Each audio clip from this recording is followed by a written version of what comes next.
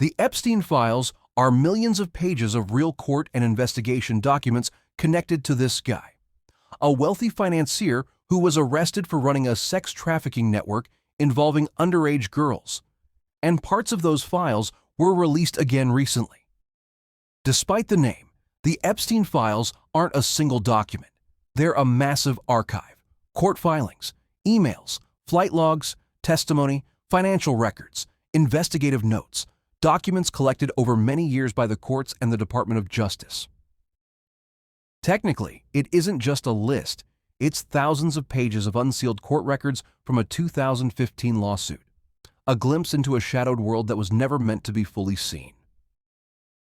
Earlier this year, millions of additional pages were released after years of public pressure, including videos and images tied to the investigation. We've seen world leaders, celebrities, and billionaires mentioned. Some of the names were shocking. But here's the reality. Being mentioned in the files doesn't automatically mean a crime was committed. Many names appear because of travel records, contact lists, or witness statements.